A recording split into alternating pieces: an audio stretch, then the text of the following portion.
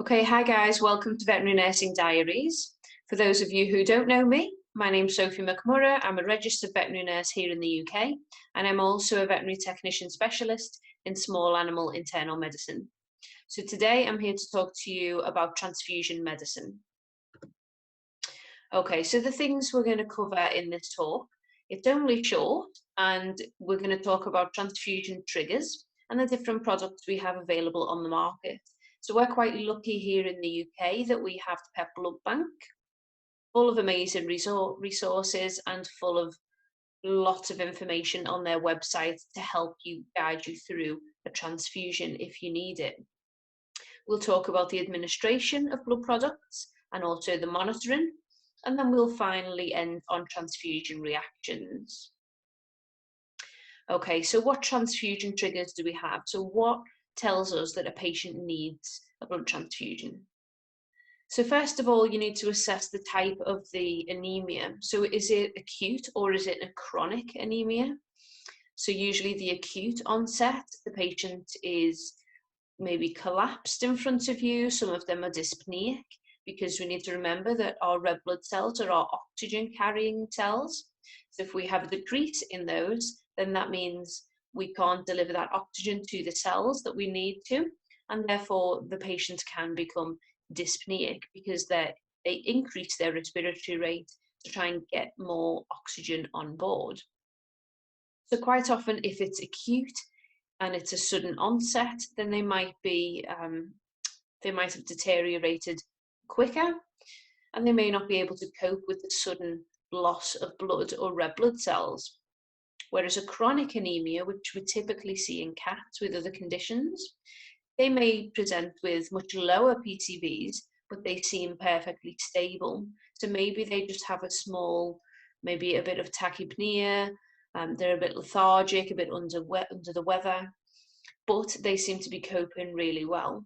So cats, I've seen cats with PCVs of 6, and cats can usually tolerate a lower PCV much better than dogs can.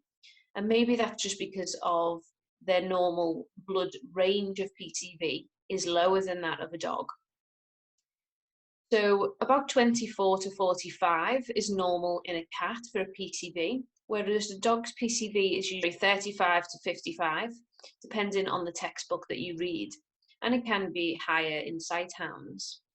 So in order for a dog's PCV to drop to 10, that's quite a dramatic drop, whereas it's not so much for the cat.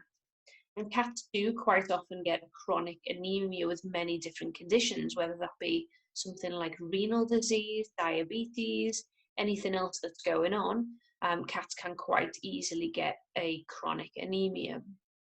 And that's usually resolved once the underlying condition is treated. And then secondly, we need to look at the rate of our ongoing losses. So is this patient still bleeding? If so, then we may need to get some blood products on board. If it's a chronic anemia and we're likely to start treating the condition now because we've diagnosed it and we know what it is, then we need to consider how the patient is and do we need to transfuse this patient. And one way of looking at tissue perfusion is to check your lactate level. So when you have a decrease in your perfusion or your oxygen delivery to the cells, your lactate will start to go up.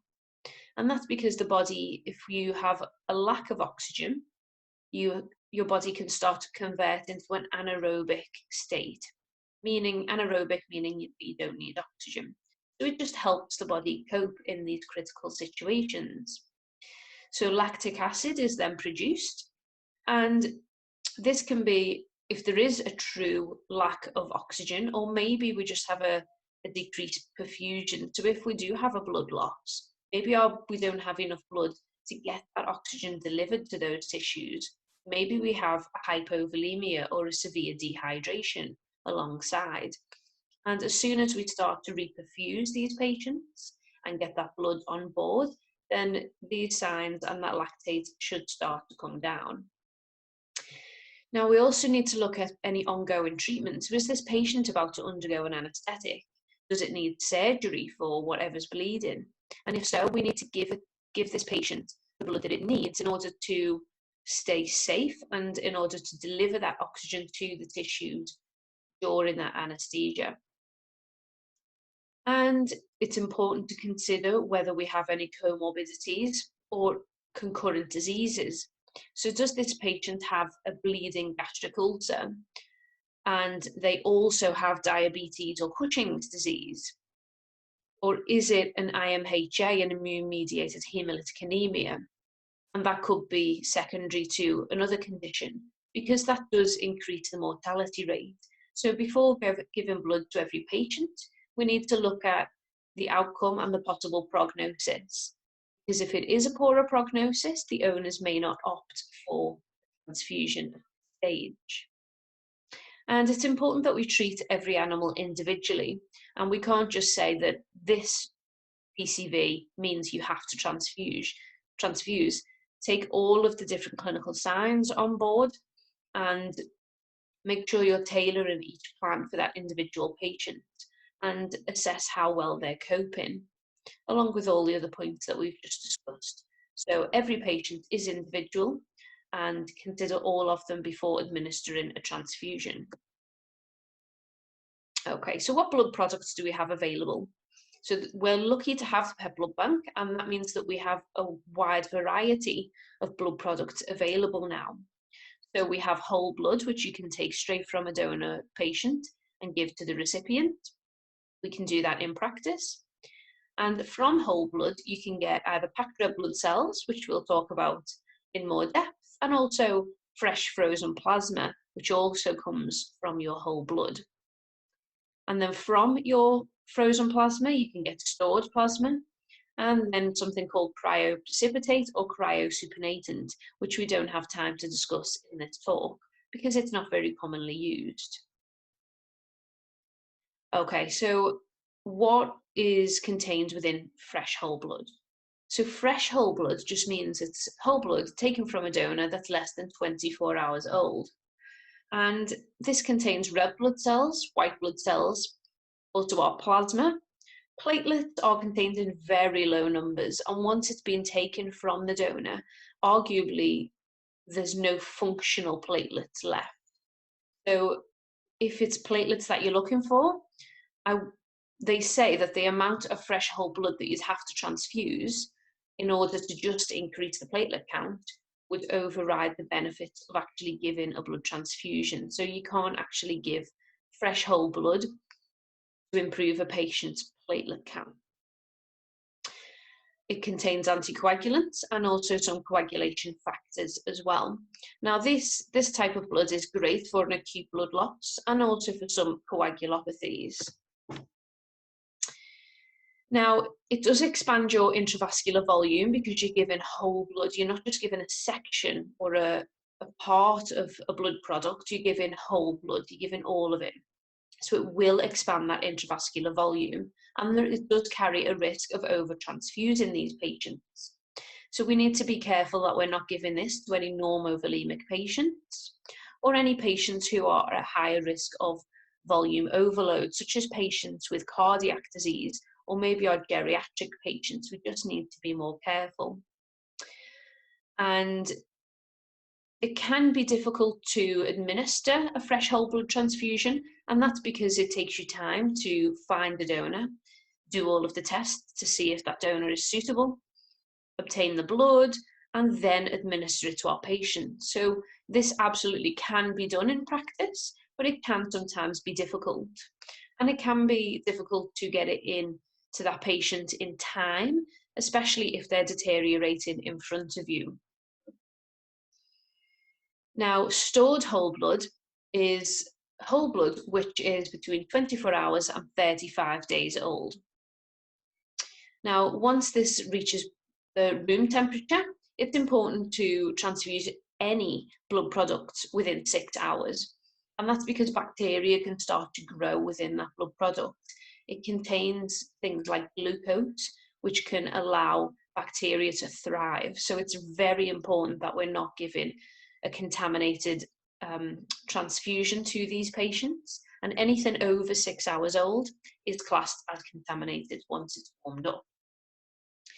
Now, we should be using a blood filter just along the given set, and I would put it at the end of the given set between the given set and the T connector and for the IV, where it connects to the patient's IV. And this will just prevent any small clots or any embolisms from passing through that filter and going into your patient. And it's important to remember that when we are administering blood products, that we should never use a calcium containing fluid. So our Hartmann's contains calcium, and that calcium can chelate with the citrate that's in the anticoagulant used for blood products, and it can cause like some microemboli. So the fluid of choice for blood transfusions to go alongside, should you need it, is sodium chloride.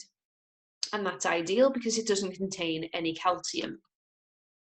Okay, packed red blood cells are also a great product that we have available on the market. These don't contain any plasma, so it's great for those patients who just have a decrease in their red blood cells specifically. It can be transfused to normovolemic patients for that reason, or patients who just need an increase in their oxygen carrying capacity. So this only contains red blood cells and anticoagulants, and that's all. No clotting factors, no platelets, and it can live for up to 42 days in the refrigerator. So it's quite handy to have in. And we do now also have packed red blood cells for cats. A lot of referral centres have this in. I know we have it in my work, which I work in a referral hospital, and some of the emergency centres have this in as well. And they also provide a system where you can borrow the cat red blood cells or any dog red blood cells as well, and then you just buy them a pack back. So this is really useful if you don't have the capacity to keep these in-house, or if you don't transfuse patients very often. Okay, so plasma products, we have plasma and we have fresh frozen plasma. So these allow us to transfuse plasma proteins without the red blood cells. So it's commonly used in patients with decreased coagulation factors, and toxicities is one of the commonly used things, so such as warfarin toxicity. And it's really useful because these can be stored for up to 1 year in the freezer. So they're great products to have in. Now, there are some warnings that we need to be aware of when we're administering a blood transfusion. And again, the take-home message is that Hartmann's should never be administered alongside a blood product. And that's just because it contains calcium. And that calcium can chelate with the citrate, and it can cause microemboli to form in the line. So always use a different fluid product, such as sodium chloride. And we need to just take caution when we're using infusion pumps. So infusion pumps are great for every other product. However, they're not calibrated for blood products.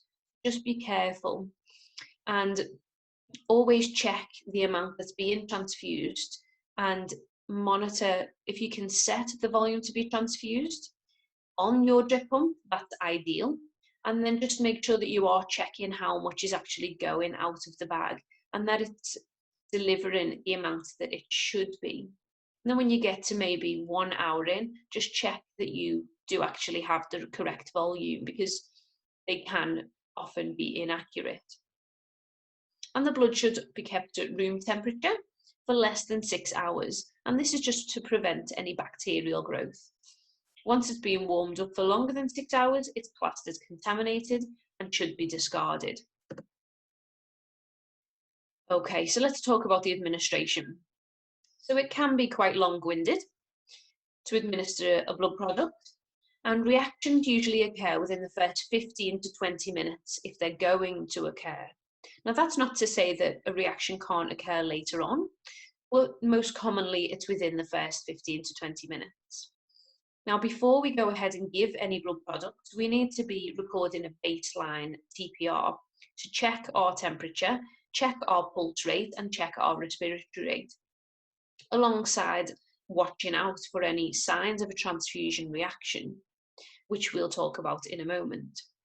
And if you do think that the patient is showing signs of a transfusion reaction, It's important to stop that blood product immediately, contact your vet who can come and check your patient, and hopefully the patient won't be administering having a transfusion reaction, but if it does, then we can't continue to administer this product.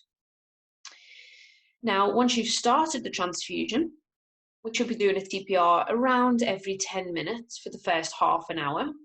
And then, providing we're happy with the patient at that point, we can then go on to monitor it every hour for the remaining 3.5 or 4 hours that we're transfusing this product over. So there are a few different types of reactions. So they're classed as immunological and non-immunological. So what they mean is the immunological are caused by antibody reactions against the red blood cells of the recipient. So the body is just treating it as a foreign object, and it's building up antibodies against these red blood cells that are being administered. These quite often have a sudden onset, and they're acute. They cause acute hemolysis, which just means the destruction of those transfused blood cells. And as you can see in the image down here, this is urine of a dog who's had a transfusion reaction. And you can see that the body has hemolyzed all of those red blood cells and it's excreted in. So that's all of the blood product just coming straight back out of the patient, which is quite sad to see. And finally, we can have an anaphylactic reaction as well. The body's not used to having these foreign cells inside, so you can start to see your typical signs of anaphylaxis. Now, the signs that you might see if the patient is having a reaction is pyrexia, tachycardia. Sometimes they can get itching of their face, so maybe they'll start rubbing their face with their paws or on the side of the kennel. They might start to vomit or hypersalivate. They can start to develop tremors, and they can even collapse with the transfusion reaction. And finally, they could start to get something called disseminated intravascular coagulopathy, or DIC. And to spot this, you will start to see signs of petechiation or little bits of pinpoint bleeding, maybe in the gums, in the sclera of the eye, or on the midline of the abdomen. They're quite common areas. Now, these are quite severe circumstances, and it's not very common that you see a transfusion reaction, providing you've blood typed your patient, and ideally you should be cross-matching them as well. And all of these things will just minimize the risk of a transfusion reaction. And we won't talk about the blood typing and cross-matching in this talk, but we will do a separate video to go through all of those things. And then we can also have a non-immunological transfusion reaction. So this is mainly caused by incorrect handling or storage of the product prior to the transfusion. So maybe it's being warmed up on the radiator and the red blood cells have started to rupture and become destroyed. I've seen this happen. Or maybe we've warmed it up with a temperature that's just too warm. So we need to treat these blood cells very carefully. They are delicate, and we just need to make sure that we are looking after them because they are live cells. And if we don't look after them properly, we can start to see a reaction. So it is detrimental to our patient and to their outcome. And also the administration of blood products to a patient with liver failure. So ammonia is a waste product that can build up in our blood products, and if a patient has liver failure, they may not be able to convert that ammonia into urea so that it can be excreted by the kidneys. So just bear in mind that if our patient does have liver failure, then we just need to select what blood products we're giving and just be very careful and be mindful that actually this could worsen this patient's condition. And then finally, volume overload. So if we do have any cardiac patients, and maybe give these products over 6 hours rather than 4 to prevent volume overload. And maybe we can give a smaller volume depending on the patient's PCV. Just increase it enough to increase that oxygen carrying capacity to get them through the anaesthetic. So they're all things to bear in mind when we're administering a transfusion. However, these do sound quite alarming. Don't let this put you off administering a blood transfusion, because it's very rare that we do see a transfusion reaction. In all the years that I've been doing them, I've maybe only seen one or two, and I've administered a lot of blood transfusions. So the benefits definitely outweigh the risk of a transfusion reaction. Okay, thank you very much. I hope you found that useful. And if you haven't done so already, please hit subscribe and follow us on our Facebook pages, which you can both see down in the bottom corners. Okay, thank you very much and enjoy the rest of our videos.